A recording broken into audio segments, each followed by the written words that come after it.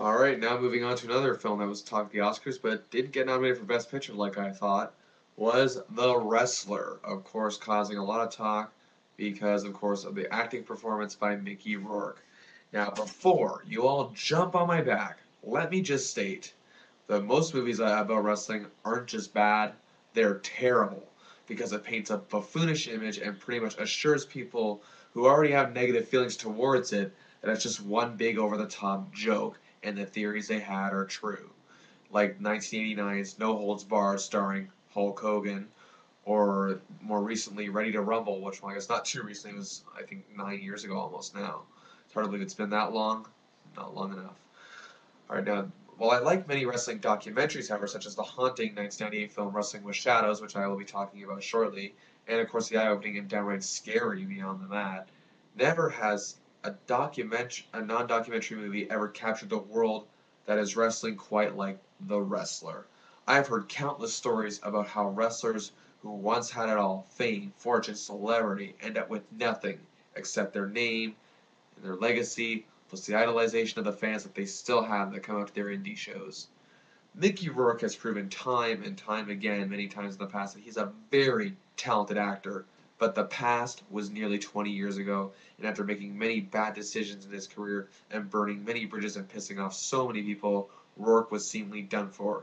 After appearing in many B movies and taking what he could in the 90s and early 2000s with a few bit parts in big budget theater flicks, and as a matter of fact, I just at Zeller's not long ago. I saw this movie in a bargain bin for only $1 that was wrapped in cardboard with him in it.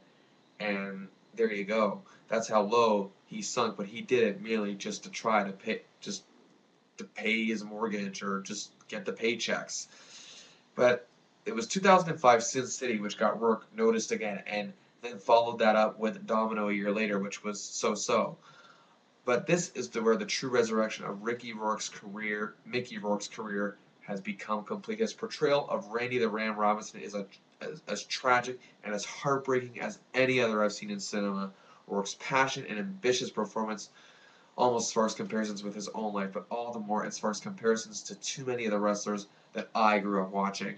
After being a huge star in the golden age of wrestling, the Ram is now living in a trailer, having trouble keeping rent, appearing at numerous nostalgic indie shows, having to resort to garbage and bloodthirsty wrestling on occasion, and appearing at autograph signings where hardly anyone shows up. Yet, oddly enough, the few who do show up seem to only be there to see him, while the other broken down legends live in a forgotten world. And it's a scene that's just done in one continuous shot, and it is one of the best film scenes of the movie. His only real friend is a stripper named Cassidy, played by Marissa Tomei, who herself has a complicated life. And the dialogue and the conversation between the two is heartfelt and real. They're just both looking for someone to relate to, but are also there's a sense of intimidation there. Their worlds are so similar, though, but it's the reluctance of having something that they've never had and clinging on to the thing that's the only thing that they feel they can do that is really hurting them here. And he also too has a strained relationship with his daughter. And already I can see all of you rolling your eyes for those who haven't seen it, but it's not like every other movie with this kind of subplot. Everything, everything is captured here perfectly, and his daughter is played by the very talented Evan Rachel Wood, who I loved in my favorite film of 2003, titled 13. But every little thing in this film is just captured perfectly.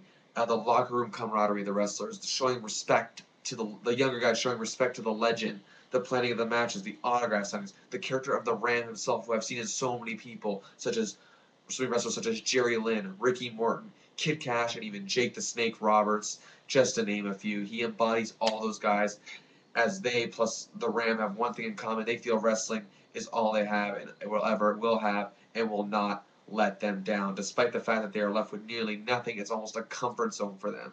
That in itself is quite scary if you think about it. Rourke is just beyond brilliant. It was the best performance of last year, even at the Oscars. Didn't think so. I already gave my argument on that on my post-Oscars rant.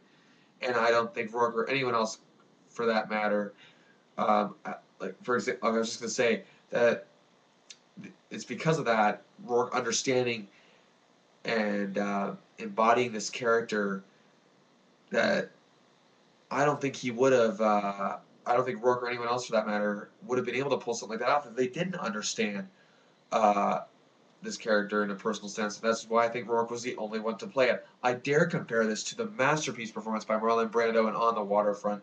His character was tragic and was the leader behind his own demise, but yet at the same time, we wanted something good to happen with this guy. And Rourke does that here, and it's hard to build sympathy for a character like Randy the Ram Robinson, but Mickey Rourke pulls it off. And if he did, even if he didn't win the Oscar, he is back. The movie is just perfect in every way, shape, or form. 5 stars out of 5.